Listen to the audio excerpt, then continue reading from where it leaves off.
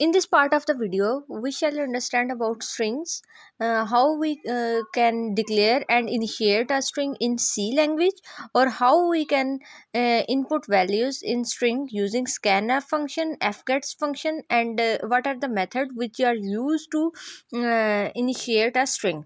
So let's start the video. String is a null terminated array of character. What does this mean? अब इसका क्या मतलब है कि null terminated array of a character. Null terminated का क्या मतलब होता है? A string is a sequence of character treated as a unit. अब जो करेक्टर है, करेक्टर में सिर्फ एक ही करेक्टर आ सकता है, ठीक है, करेक्टर डाटा टाइप. लेकिन स्ट्रिंग में क्या है, हम लोग सीक्वेंस ऑफ करेक्टर्स का यूज़ करते हैं, मतलब कि एक से ज़्यादा करेक्टर्स आते हैं स्ट्रिंग डाटा टाइप में. ठीक हो गया.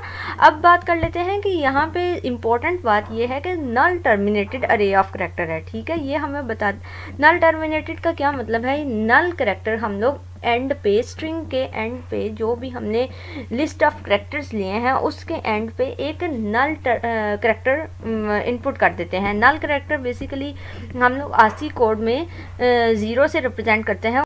एक स्लैश और ज़ीरो का यूज़ करते हैं at the end of string to represent that the series of character and sequence of character is a string. ये क्या होता है? ये डिलिमिटर होता है और हमें बताता है कि यहाँ पे हमारी जो स्ट्रिंग है, ठीक है, वो एंड हो रही है. अब ये बात है कि जो ये नल करेक्टर होते हैं वो स्क्रीन के ऊपर प्रिंटेबल नहीं होता, हमें नज़र नहीं आता. लेकिन बेसिकली जब भी हम लोग कोई स्ट्रिंग डिक्लेयर करते हैं, जो स्ट्रिंग इनपुट वगैरह करते हैं, उसके एंड पे ये ऑटोमेटिकली आपका कंपाइलर इनपुट कर देगा. ठीक हो गया.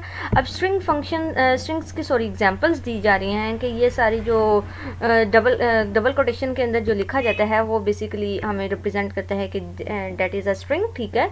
अब 3 एग्जाम्पल उसने आपको दे दी कि ये सब जो एग्जाम्पल हैं स्ट्रिंग की एग्जाम्पल हैं.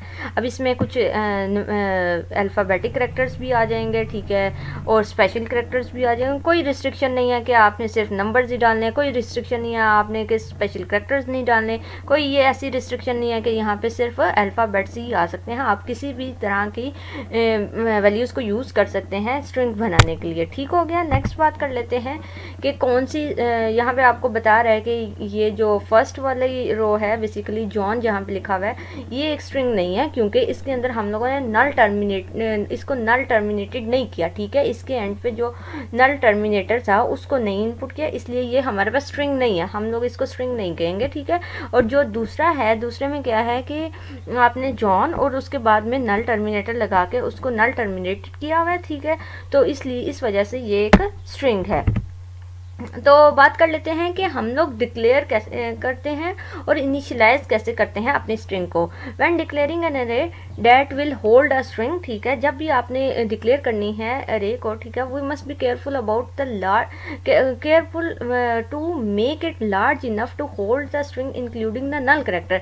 जब भी हम लोगों ने डिक्लेयर करनी है तो हमने इतना बड़ा स्ट्रिंग को मतलब कि साइज लेना है स्ट्रिंग का कि उसके अंदर हम लोग नल करेक्टर को भी इनपुट करवा सकें. ठीक हो गया.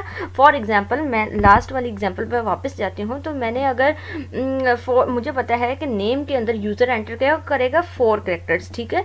लेकिन 4 करेक्टर्स मैं स्पेसिफाई कर देती हूँ. इट्स मीन कि वो जो मैंने करेक्टर की अरे बना दी. लेकिन अगर मैं 4 करेक्टर से ज़्यादा का स्पेसिफाई करूँगी ना, ठीक है, यानी कि 5 या फिर 20, चलो मैं नेम जो भी इनपुट करेगा वो 20 करेक्टर्स थी. ठीक है. तो वो जो क्या होगा कि जॉन के केस में देखा जाए तो फर्स्ट 4 जो करेक्टर्स है वो इनपुट कर लेगा JOHN. ठीक है. जो JOHN एंटर करेगा और जो रिमेनिंग करेक्टर्स बच जाएंगे, जो रिमेनिंग आपके पास वैल्यूज़ बचेंगी अरे की, ठीक है, उसमें आपके पास नल करेक्टर इनपुट कर दिया जाएगा. तो ये बात हमारी क्लियर हो गई कि जब भी आपने कोई स्ट्रिंग बनानी है तो लाजमी तौर पे उसको इतना लार्ज बनाना है कि उसके अंदर नल करेक्टर्स को भी हम लोग ऐड कर सकें.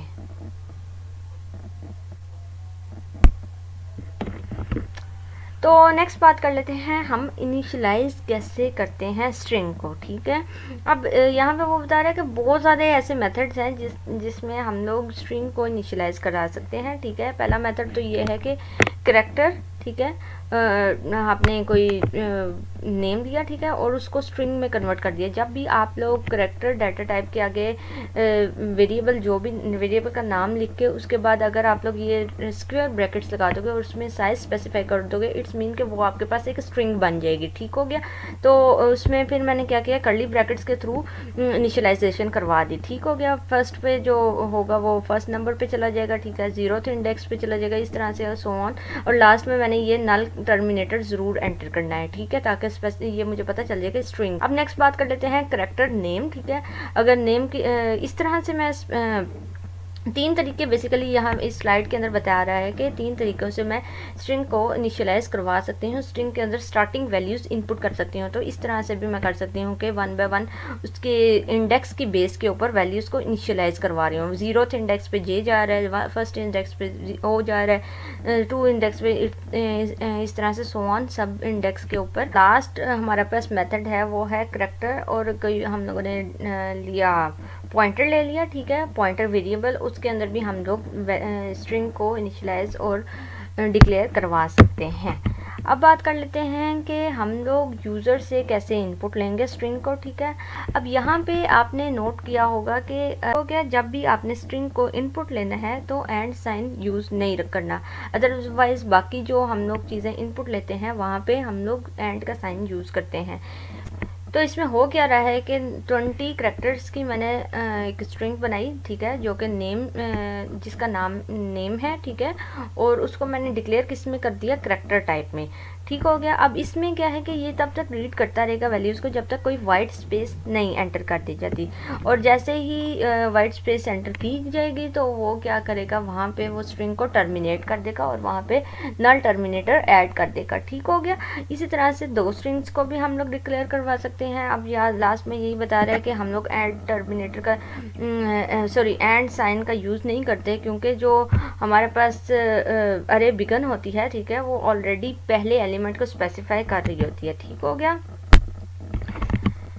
तो बात कर लेते हैं कि ऑप्शन है, इसमें हम लोग इनपुट तो करवा सकते हैं किसी भी स्ट्रिंग को, ठीक है, लेकिन ये स्कैनफ फंक्शन ये नहीं चेक करता कि आपकी अरे ओवरफ्लो तो नहीं हो रही। फॉर एग्जांपल मैंने यहाँ पे अरे बनाई थी, ठीक है, जिसमें 4 करैक्टर्स की अरे बनाई थी, ठीक है, नेम जिसका नाम रखा था, और उसमें को मैं स्कैनफ में इनपुट करवा रही हूँ। तो होगा क्या इसमें कि फर्स्ट थ्री इंडेक्सेस के ऊपर क्या होगा, वो जो करैक्टर्स आप एंटर करोगे नेम के, ठीक है, वो फर्स्ट 3 इंडेक्स के ऊपर रिजर्व हो जाएंगे, और जो लास्ट हमारे पास इंडेक्स होगा, लास्ट 1/4 इंडेक्स होगा, बेसिकली वो रिजर्व हो जाएगा आपके पास, जो आपके पास नल टर्मिनेटर है, ठीक है, उसके लिए रिजर्व हो जाएगा। तो और जो बाकी जो आप भी एंटर करोगे करैक्टर्स, ठीक है, वो मतलब कि वो आप लोगों के पास इग्नोर कर दिए जाएंगे, या फिर वो इनपुट बफर में ही रह जाएंगे। तो इनपुट बफर बेसिकली ये एक स्मॉल मतलब कि मेमोरी होती है, ठीक है, स्मॉल मेमोरी होती है, जिसमें हम लोग टेम्परेरीली डाटा को स्टोर करवाते हैं, जो भी इनपुट किया जाता है, ठीक है, इनपुट बफर में वो सेव किया जाता है। जो हमारे पास आउटपुट डाटा होता है वो आउटपुट बफर में सेव किया जाता है। तो हम क्या करेंगे, यहाँ पे स्पेसिफाई कर फील्ड विड्थ स्पेसिफायर से हम लोग आउटपुट को फॉर्मेट कर सकते हैं, ठीक है। फॉर एग्जांपल यहाँ पे मैं 3 लिख दूंगी, इट्स मीन कि जो यूज़र है वो 3 से ज़्यादा करैक्टर इनपुट कर ही नहीं सकेगा, ठीक है। अगर इनपुट दे रहा होगा वो क्या होगा, फॉर्मेटेड हो जाएगा। ठीक हो गया, यानी कि 3 करैक्टर से वो ज़्यादा इनपुट नहीं कर सकेगा। अगर हम लोग यहाँ पे इस अरे को इंक्रीज़ करते हैं 10 करैक्टर्स तक, ठीक है, तो यहाँ पे मैं 9 लिख दूंगी, क्योंकि लास्ट वाला जो करैक्टर है होगा, जो लास्ट वाला हमारे पास इंडेक्स होगा, वो रिजर्व हो जाएगा किसके तौर पे, वो नल टर्मिनेटर के तौर पे हो जाएगा। ठीक हो गया।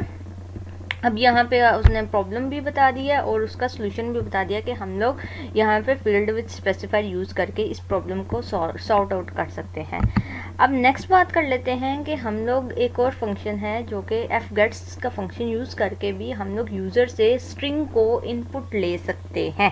पहले हमने scanf की बात की थी, अब हम fgets की फंक्शन की बात कर रहे हैं। तो इसमें क्या किया, जो मैंने नेम डिक्लेयर करवाया, ठीक है, अरे ऑफ करेक्टर्स है, ठीक है, 40 उसका साइज़ रखा तो 40 पास कर दिया। उसके बाद मैंने std इनपुट कर दिया। std मीन्स स्टैंडर्ड इनपुट, ठीक है, it stand for standard input. ये स्टैंडर्ड इनपुट आउटपुट वाले हेडर फाइल के अंदर पाई जाएगी, तो उससे उसका लिंक होगा। तो होगा क्या कि यहाँ पे जो पहले 39 करेक्टर्स होंगे, ठीक है, वो रिजर्व कर दिए जाएंगे आपके नेम के लिए। जो भी आप नेम एंटर करोगे वो 39 करेक्टर्स के अंदर इजीली अकोमोडेट कर लिया जाएगा। लेकिन जो लास्ट होगा वो लाजमी तौर पे सेव कर दिया जाएगा आपके नल टर्मिनेटर के लिए, ताकि आप जो भी कंपाइलर है वो एंड के ऊपर नल करेक्टर या फिर नल टर्मिनेटर से उसको एंड करे।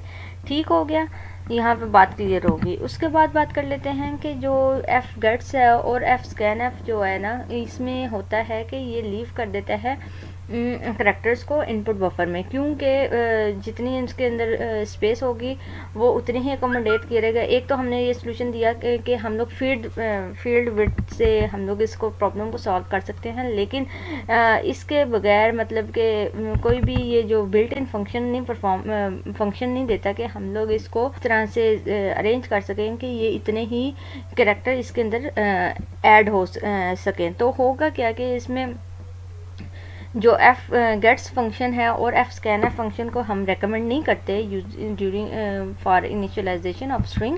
तो हम लोग क्या करेंगे कि अगर हम लोग रन टाइम के ऊपर साइज़ को डिक्लेयर करवा लें तो ये ज़्यादा बेटर ऑप्शन होगा कि हम रन टाइम पे यूज़र से साइज़ ले लें, ठीक है। वो तीसरा ऑप्शन हम यूज़ करेंगे स्टैटिक नेम का, यानी कि पॉइंटर्स का यूज़ करके हम लोग रन टाइम के ऊपर स्ट्रिंग की साइज़ जो है वो यूज़र से लेंगे और उसके अंदर वैल्यूज़ को ऐड करेंगे। तो इसमें होगा क्या कि हमारे पास मेमोरी एलोकेशन होगी, वो भी रन टाइम में, ठीक है। ये टॉपिक है आपका जो डायनामिक और स्टैटिक मेमोरी लोकेशन। तो बात कर लेते हैं कि fgets जो फंक्शन है, ठीक है, ये क्या करेगा। सबसे पहले इसके अंदर हम पास करते हैं वो स्ट्रिंग जो कि यूज़र से हम लोग एंटर करवाना चाहते हैं, जिसके अंदर हम लोग वैल्यूज़ इनपुट करवाना चाहते हैं। नेम एंटर कर दिया, ठीक है। उसके बाद मैंने क्या किया, साइज़ एंटर किया, और उसके बाद मैंने क्या एंटर कर दिया, std ये जो है आपने कीवर्ड ऐसे ही लिख देना है, ठीक है, जब भी इनपुट ले रहे होंगे यूज़र से। तो ये malloc function m stand for memory, ठीक है, alloc stand for allocation, memory allocation.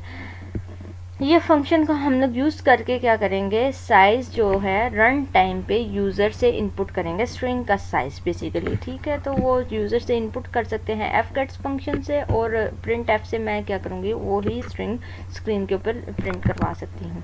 अब नेक्स्ट हमारे पास हैं कुछ लाइब्रेरी फंक्शन जिससे हम लोग स्ट्रिंग्स को डील कर सकते हैं। ये इंशाल्लाह हम लोग नेक्स्ट लेक्चर के अंदर डिस्कस करेंगे।